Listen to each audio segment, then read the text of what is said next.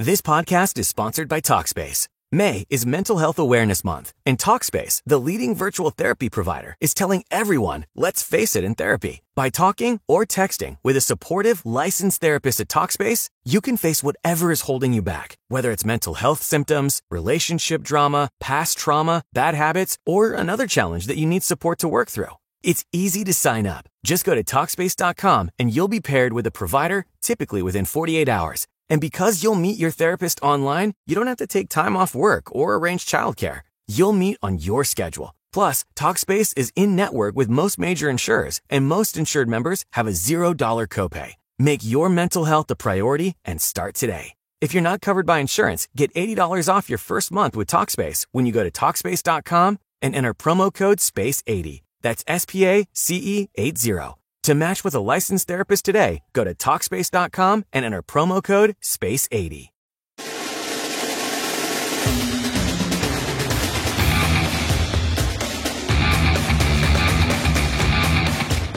Alrighty, welcome. PA High School Football Report is back for another week. Eric Epper alongside his Penn Live colleague, Dan Sostek. Dan, how you doing, buddy? Oh, I'm doing well. Busy week now. And I was talking with someone last night about, it's like 80-something days till next season starts. And I heard that. I was like, I already have 2 vacations. But how do I have 2 vacations over the stretch of 80 days? But we'll all figure it out. Hopefully it gets nicer out, though. 'Cause right now, it doesn't feel like the end of the season right now. It's 56 degrees. Yeah, it's no fun out there right now. It's blowing. It's 56. It's gray. Quite frankly, it looks like Altoona. Yeah, which is not good. We don't we love our fine folks up in Altoona, but it always, whenever I'm in Altoona, I swear it's like this weather. The folks in Altoona are fabulous. Yeah, it's just the weather. I don't know why. I don't know why they're fabulous. Because the weather is always gray. Yeah, it's always gray up there. But everyone's, obviously our friend Rod Frisco is not from Altoona, but he's from right kind of around that general vicinity. He's from not Bradford. Clearfield, right? Way up there. Clearfield area. Yeah. And he is as upbeat as the guy can be for someone who grew up in kind of that mountainy area. And I know a bunch of people from Altoona too. They're all like that as well. So listen, I don't think we breached this. We'll get into what's going to happen here in the next 30 minutes. But you were recently in those parts, correct? And you did take a trip to Denny's. It was so wonderful. I'm now begging for every PIAA game to be scheduled in Clearfield so I can have an excuse to go get a big greasy burger that's only like $13 for like a half-pound burger and fries. I think I spent like $16 total for that and the drink, and it was fantastic. It was so good. I didn't break. Apparently, you need to call 3 days ahead of time to do their challenges. That's the only reason I didn't do it, is because it was not because I had to cover a game right after. But for those who don't know, the Denny's Beer Barrel Pub Challenge is a 6-pound burger, and it's actually, the bread itself looks like a truck tire. Yeah, that's how big it is. And a buddy of mine were covering the Bishop McDevitt Cathedral prep game years ago in DuBois, and we stopped and we split a 1-pound burger, and neither one of us could finish it. That's how big the 1-pounder was. But yeah, I got the half pounds. Yeah, I was waddling around at the gym covering the state semifinal. It's monstrous, but it's something you got to do when you're in those parts. You just have to go and do it. So, all right, let's get back to the agenda today, Dan. We had a fabulous evening just less than 24 hours ago. The 9th annual Penn Live High School Sports Award banquet at the Premier Best Western there in Union Deposit area. We went through that. Fantastic evening. We're going to start with that. Then we'll get into a little bit of a Big 33 and maybe some of the football guys that might be in line to honor next year at the sports banquet. We're going to run through a couple of guys, a couple of names with that, and we'll get off and running here. We both talked about this post-banquet. I firmly believe that this was the best one we've ever had. The location was fabulous. Premier Best Western was I think it's Best Western Premier, in case. Best Western Premier, yeah. Excuse me. On East Park Drive there was some fabulous hosts. Everybody was so nice and so generous. The setup was fabulous. We had a red carpet. Dan did a post about pictures and the award winners. You can read that on Penn Live. It's worth your time to go through it. Very happy, very, very terrific evening. So we're going to start right there and mention, obviously some of the winners. some of our best moments. And then, of course, the football players were honored. It was kind of a quick in and out for a couple of McDevitt guys, Dan, Lucas Lawler, defensive end, and, of course, Stone Saunders, who's already, got a semester under his belt at Kentucky. They both whisked in to get their awards quick and get out because McDevitt was graduating on the same night. So they had about an hour window to get in and get out. What were some of your early takes or your quick takes from last night? Yeah, I mean, we didn't have too many of our football players there because a lot of our football winners were from McDevitt, and that tends to happen when you win a state championship. But it was good to see Stone come through again. He's been on this podcast a lot. Him and his family have been so great to us covering him throughout the years. So nice to honor the all-time PA passer one last time. And then Lucas Lawler, who's just been a terror in the best way possible on the defensive line and on the wrestling mats as our male athlete of the year. So that was pretty cool. Then obviously honored their play of the year, which was their game-winning field goal kicked by Aiden Grella to beat Roman Catholic in the state title game. So those are the football players that showed up. But we did have some, I think, and this is always the fun with high school football, right? Is that a lot of these kids the second they take off those football pads, they're putting on some other uniform and playing some other sport. And we honored a couple other of those kids too. Nolan Bazolka, who's going to play football at East Stroudsburg and played in the Big 33. He also had an event, so he had to be in and out too. He was our basketball defensive player of the year. Very well could have been our overall player of the year if it weren't for the other one who I'm about to mention. Nolan's just been obviously a fun football player to watch at tight end, defensive end.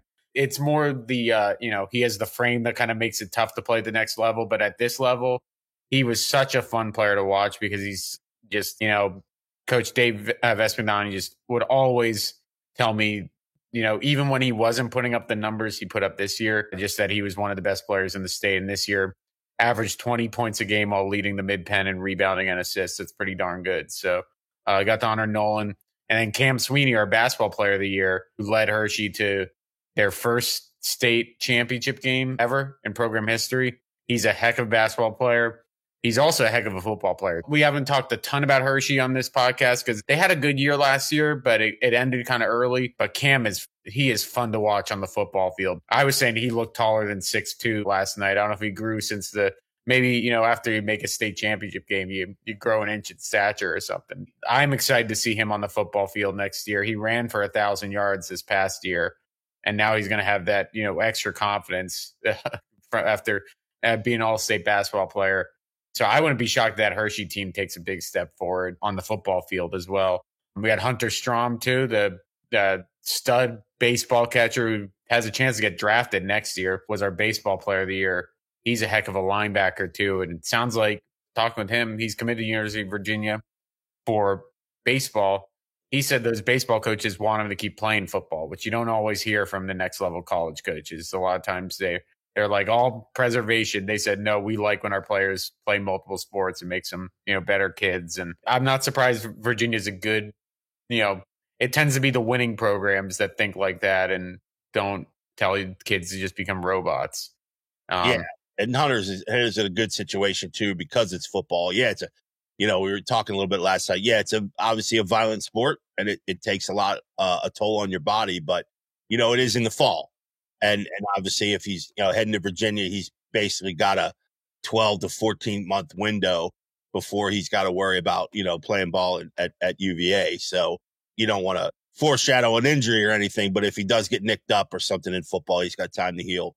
Yeah, and we know very well. It's like a lot of times the football injuries that you deal with, everyone like the thing your mind goes to is like, oh, what if you tear knee? A lot of times it's more like the nicks and bruises and stuff. Like, you could tear your ACL walking into a patch of mud at the grocery store. Like, especially if you're old like us. Yeah, absolutely.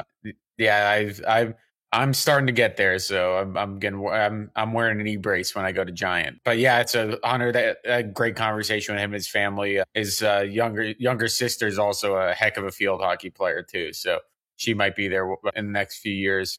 And then our girls, you don't typically say this, our female athlete of the year, also a football player. So yes, also a football player and every other player.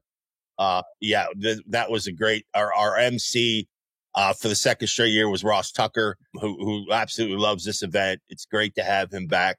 Obviously former NFL line. We don't hold it against him that he played at Wyomissing. So just so we know for the Reading folks. Um, went to Princeton, obviously started Princeton and played in the NFL as an offensive lineman for 4 different squads. Over 5 or 6 seasons, Dan, 7 seasons, I think, played in the NFL. So I think 7. yeah, he told a story about playing with Tom Brady, and Tom Brady's basically perfectionist ways of snapping the football. Ross was a center in New England.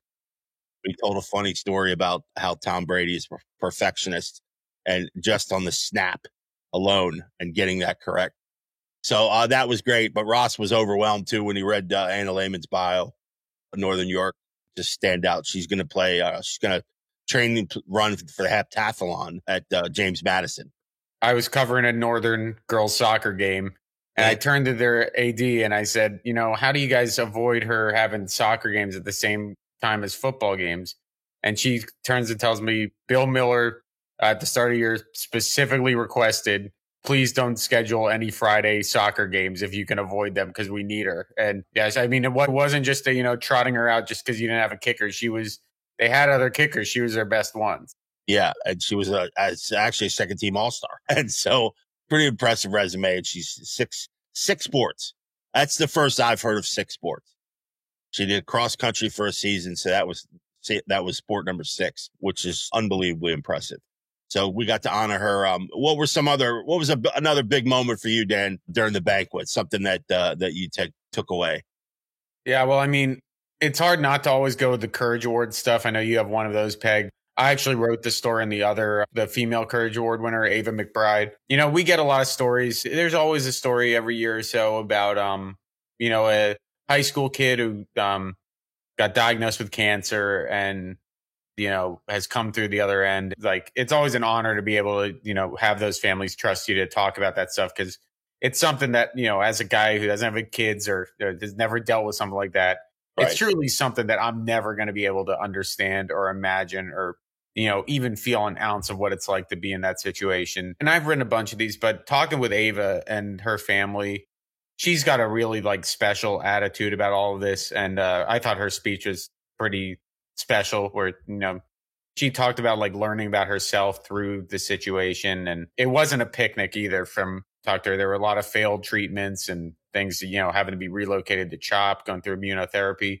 And now she's back playing soccer and lacrosse. And it was just a really cool moment to see her talk to her family after a bunch of great people. So that was really cool. And then just honoring one of the true good guys. And we have a lot of good, great guys who have been longtime coaches in the area. But Paul Blackburn was our Legacy Award winner, the Hershey basketball head coach, just a stand-up guy. And he took his speech to hype up Jelly Roll's basketball skills because I guess Jelly Roll rolled through the Hershey High gym because he had a concert at Hershey Park Stadium and wanted to get some hoops in. And Paul Blackburn said, sure, come on in. But always cool because throughout this playoff run they had, anytime you mentioned Paul Blackburn, there were coaches from all over the state and even beyond the state just saying how happy they were for a guy like Paul who just, was on the 85 Carlisle basketball team and just basically been a staple of Central PA basketball for almost 40 years now. So that was cool.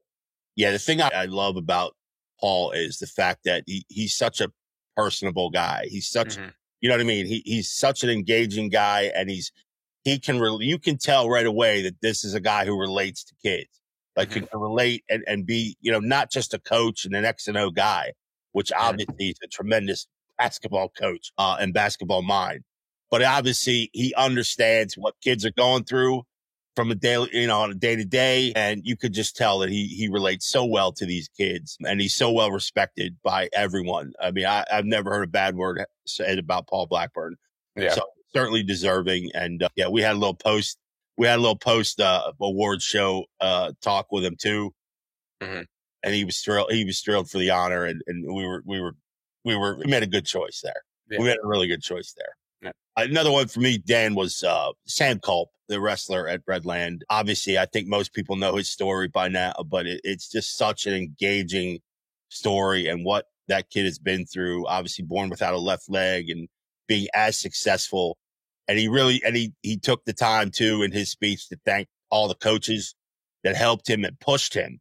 You would think somebody like that, you would think you're trying to tread lightly. You kind of take Well, it. we've talked with people at Redland, right? And they say at gym, he goes harder than, like in the gym classes, he goes harder than anybody else. Yeah. And it's just that kind of, I don't know, that kind of just determination is the word, just that he showed for that program, and just, going about his daily business, and how he got by. And it's just an amazing story. I mean, I that, like we mentioned too, we were talking last week about Sam, and no matter what that kid winds up doing, he's going to be successful at it. And, he's just an unbelievable trooper, an unbelievable wrestler. So we were happy, we were thrilled to death to have him as part of it. And, obviously well deserved the Courage Award, Sam Culp. And there were a lot of great moments. You mentioned Ava too. And I was so impressed. Like, I didn't know the length of that saga for her. And she mentioned 26 months. Yeah. Beach, 26 months to go through. And I remember going through a major knee injury, and it was even back then when it was archaic and they were using hammers and nails to put your knee back together, way back in the, not like the 50s, but it was long ago. It was still only 9 months. It was still only 9-10 months before you really got back and, back on the field. And, to go through something like that and being uncertain of what the outcome's going to be. And just the mindset you have to persevere and get through something like that. And you think about it too, it's taken away your high school, like 26 months of your high school life, which is supposed to be, some of your best memories, especially as an athlete too, right? Right. And it's something too. And she mentioned the word invisible. It's an invisible, I forget the word she used, but you just don't know. Just as a 15 and 16-year-old to go through something like that for 26 months is just, I can't fathom it. I can't fathom the grit it takes to do that. So, well, the exciting thing is I talked to her afterwards, and her sister is also a very good soccer player, but apparently they were joking, her sister suffered an injury this year, so they didn't get to play with each other again. The parents are kind of like, it's always something. But next year, hopefully, those two get to play together for Carlisle, and it'll be fun to see that for sure. Well, I'm glad they could laugh about something like that, with all the seriousness that they've had gone through. Yeah. Tough time. So congratulations to those.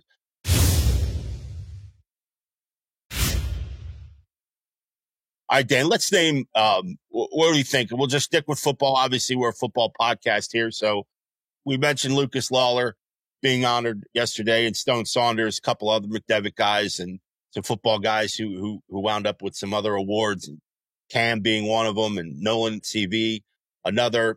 Maybe some guys that would be up for maybe player of the year, football player of the year, maybe offense or defense. Who do you see as possible guys, that maybe might be in the early running for that once we hit the 2025 season? Yeah, I mean, obviously at this point of where we are in sort of both these teams' developments, hard not to, to kind of look past the Harrisburg and McDevitt stars, right? Right.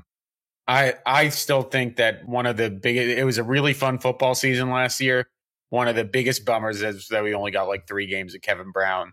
And I really think that kid is special enough that he can be an offensive lineman that can win, player of the year award, because there are offensive linemen that, are good, but they kind of blend in.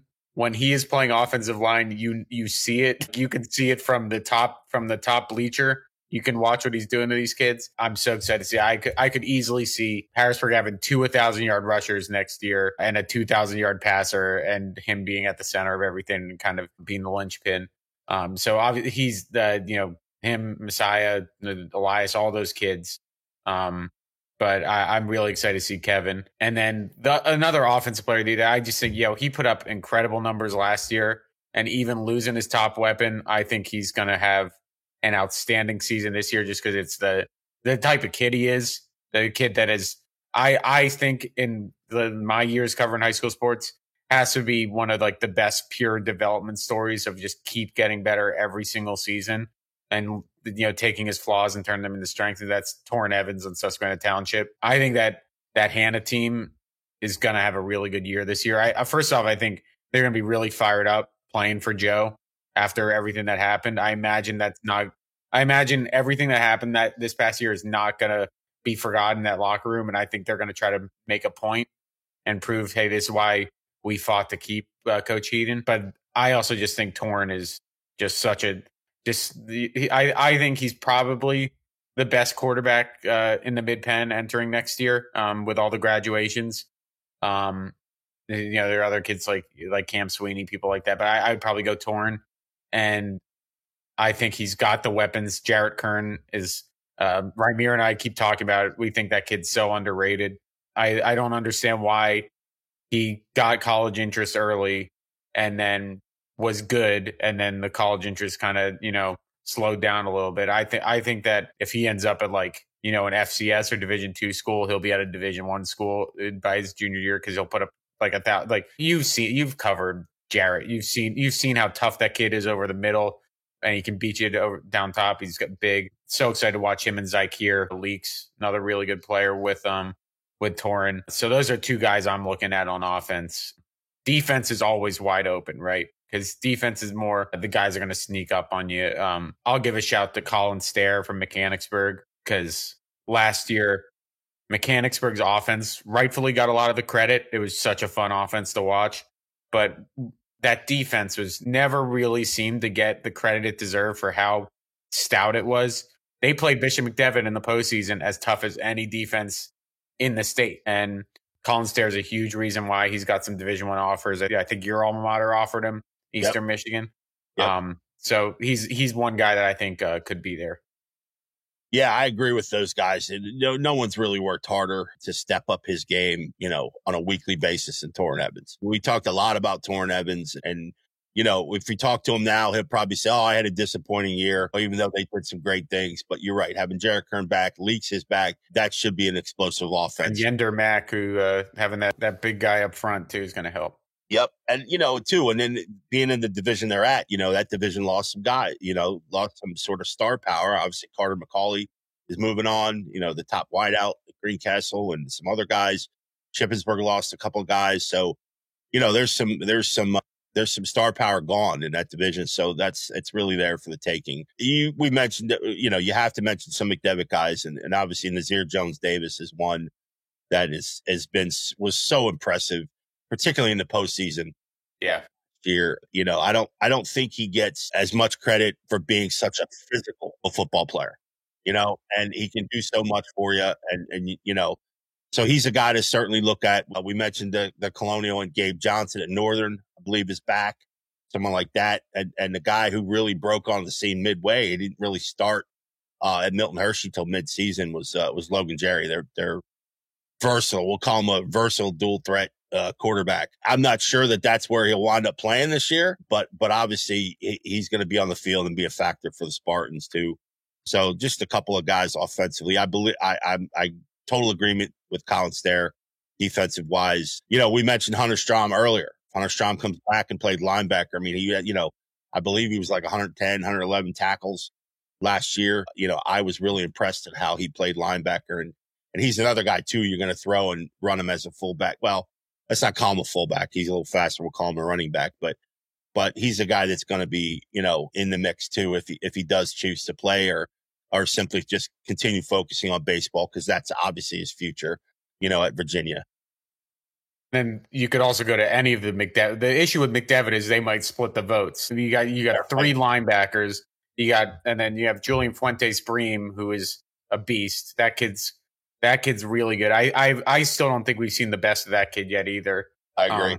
And then Tyler Reinhardt, who, emerged. He turned into Ed Reed in the postseason, basically just picked off every single pass. So, yeah, I mean, it's always fun to, prognosticate on this stuff and then get proven. And then someone out of nowhere, right, comes and ends up being the best player, the best defensive player, has 20 sacks or whatever. Heck, that Max Johnson from Lime Mountain, isn't he still hanging around? Yes, he is. Yep. So you're gonna have him in the mix. And it's gonna be, you're right. I mean, you look and you go in, especially on the defensive side, you go into the season with these guys in mind, and then you're right. There's always 3 or 4 guys that pop up and are right there in the mix by week 5, and you're like, wow, this kid made a hell of a hell of a bump in his game, or maybe he, in the offseason, he grew 2-3 inches, and now you're just like, wow. So, Rick Brown was a guy like that last year at Harrisburg. So, yeah, it's going to be interesting. State College is obviously going to have some thumpers too, back on defense, and obviously with Deontay Sheffy moving back. And then one sleeper too. Rymir and I just noticed him at the spring fling. He had a good year last year. Zayden Smith, he's a wide receiver too, but on Cumberland Valley. Rymir's a big, he loves looking at like the footwork stuff, the way people move, and we were talking. I kind of agree. Zayden Smith's 6'4", but he can play safety, and I wouldn't be shocked if that kid ends up, with like 70 tackles and 4 or 5 interceptions this year. And the way Cumberland Valley plays football, they're trying to keep it's a low scoring game, ball control game, especially the last few years. And they're always playing their best at the end of the year too. So I'm excited to see Zayden. I don't know if he's still kind of a younger kid, so he's more of a sleeper pick, but we'll have plenty of options. It's not, these picks are never easy. Stone kind of made it easy at the end for offensive player of the year. And Messiah Mickens was the Gatorade player of the year, so that made it a little easier too. But, when we're talking about all these awards, like when we're talking baseball and softball, we're talking about deciding between a 600 hitter or a 598 hitter. A lot of times it's like these margins are so tough, but that's what makes it great. And I thought Ross did a good job of explaining, just being a starter at some of these schools is an accomplishment in and of itself that most people couldn't even, dream to do. So it's always when you break down the numbers, even for our all-star teams, which we tend to be, I call a little bit, obviously we're a little stingier with a little bit less people than what like a Mid-Penn would name their all-stars. And they'd have 2 teams within each division. Well, we have 2 teams for all 4. So it's increasingly more difficult, to make our all-star team. And it's, people always either, it's always opinions, and this kid might have made it, or should have made it, this and that. And, we go through those conversations every year, but, it is, when we say it's difficult, it is difficult. It is, breaking down, and it's the difference between a few points, like you mentioned, as far as hitters and receivers are always tough to gauge. The quarterback situations are, there's always 4 or 5 guys in the discussion. And linemen are even more difficult. So it is a sort of a painstaking process to go through and kind of select these athletes. But man, there's so many that are deserving. That's the point. So it's tough to do, but it's part of the gig, and that's what we do. So yeah. And I mean, I'm just even looking back at the past winners, like you look at our, offensive players of the year. You have guys like Micah Parsons, Mekhi Flowers, Stone Saunders, Alex Irby, like the best of the best. And we have other guys too that, didn't have as, big of post careers, but were such special, high school players like Onassis Neely at East Pennsboro, Kane Everson at Harrisburg, both Jonte and Jaheim Moore. These are great high school football players. Andre White, Zach Mochan, Terrell Reynolds, it's always fun, just fun to add more people to kind of those lists. Exactly. So yeah, so everything's out there. Obviously, check out Dan's story on the Penn Live Sports Award. There's great pictures in there. And before we get out of here, let's talk real quick, Dan, a little bit about Big 33. And this was a shocker. Yeah, to everybody in attendance, maybe not on the Maryland side, but Maryland. I blame Rymir. That's right. Let's blame Rymir. But Maryland finally broke through. Good. It was great for them. 42-21. They beat Pennsylvania. PA was riding a 5-game win streak in the series. And, all kind of speculation. Is Maryland going to want to come back if they get thumped again? Because they had not won since 2018. Obviously, no game in 2020 because of the pandemic. But their last win was a 9-6 game in 2018.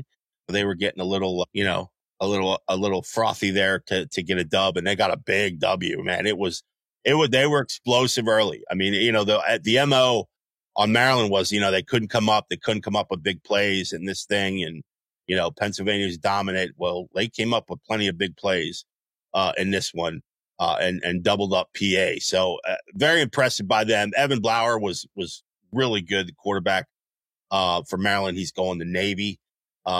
Really impressive kid. And they had a couple of guys, man, wideouts and running backs who were just flat out could fly. And it certainly showed. I got a chance to talk to Skylar Harvey, one of their massive offensive tackles. He's the Syracuse one, right? 6'7". Yeah, he's heading to Syracuse, 6'7". They list him at 350. Man, he does not. I mean, he looks trim, man. Really? He does not look. I mean, he doesn't have an extra pound on him. You know what I mean? Just an enormous figure and really good football player. Syracuse obviously is getting a good one. Syracuse picked up a couple of guys from Maryland, University of Maryland. They have been. I mean, you've noticed it. They've been super active in this region. Like they are hitting every school here. And I think that's when you're a program like Syracuse, that's what you got. You got to kind of find these guys that, might not be super on the radar of the bigger teams yet. And that by the time they get to that point, you've built up that relationship that, even NIL money can't kind of cross that border with. And then all of a sudden, you've got to, I remember, as a Pitt guy, that's how Pitt won the ACC championship was they were the only team that told Jordan Addison you can play wide receiver instead of safety. And then that's why he went to Pitt. So you get these guys ahead of time. And, they went into McDevitt. I think they offered 5 kids on the spot. That's what you got to do. This kid, they did a great job of taking care of Metro Baltimore and the DC area. And obviously Harvey's a kid that fits right in with them, man. He's going to have a good career. But yeah, it was a very impressive showing from Maryland, and they went up 28-7 at one point in this one, and then just poured it on. Got the first TD in the third quarter, and that sort of capped off Pennsylvania. PA obviously, such a strong unit in this one, but we're unable to rush the ball, and that's something they've been able to do at least, in that 80, 100-yard range, in the past to kind of control tempo, but that was not happening against this defense. We mentioned a guy named Camden Laudenslager, who's a Harrisburg native. Mom still lives in Harrisburg. He went down to the McDonough school. They figured when they were looking, it was interesting because his dad made a highlight tape of his middle school when he was playing ponies and peewees and stuff. And a couple of schools out, in Maryland kind of came calling and said, yeah, he fits in here. So he wound up at the McDonough school down there in Baltimore. For 4 years and had a hell of a career. And the interesting part of his story, more interesting, is he was originally committed to North Carolina, and then when Bill Belichick, the coaching change, Mac Brown was out, Bill Belichick was in. He reconsidered and figured it might be a little bit longer until I get on the field. So he signed with Rhode Island, and he's like, that's I want to get on the field right away and do this. And so a heck of a kid, obviously a heck of a family. And he had a great game on defense at middle linebacker. I think he had 9 or 10 stops in the game and played really, really well. So signed with to play linebacker at University of Rhode Island. That's the last great linebacker from University of Rhode Island is now the head coach of the University of Pittsburgh. So yes, Pat Narduzzi was a great linebacker down there. So. You do not miss a chance to mention your Pitt Panthers, do you? It rolled right down there. There aren't too many Rhode Island connections you can make. More in basketball. Their basketball program is pretty solid. But he seems like a kid who has a really good head on his shoulders, and I think a lot of times with this recruiting stuff it doesn't really matter where you end up as long as you get on the field. Like especially now in an NIL era. Or if you produce, they're going to find you. So, Like you look at Jared Verse going from Bloomsburg University to Florida State. Like it really just matters if you find a fit, and I imagine that kid's gonna shine at Rhode Island. So, it is. But yeah, I think overall with this, I'm sure if you talk to the PA coach, you talk to the PA football coaches, they're upset that they lost the game. But I wonder if you gave them a truth serum. if they wouldn't say, you know what, it might be kind of good for the Big 33 for Maryland to have won a game. Like, that's the speculation, Dan, is, obviously, it's no secret the Big 33 has been, ticked down a few notches since its heyday. Obviously, it's never going to go back to when you're going to get 20,000 people at Hershey Park Stadium. It's just not going to be that. And, so you try to build it a little bit better. And now I will say this, it was a little bigger crowd than last year. So I think probably, I don't know what they announced attendance wise, but I would guess somewhere in the 5 range. And 5,000-6,000 at Cumberland Valley, that's a good crowd.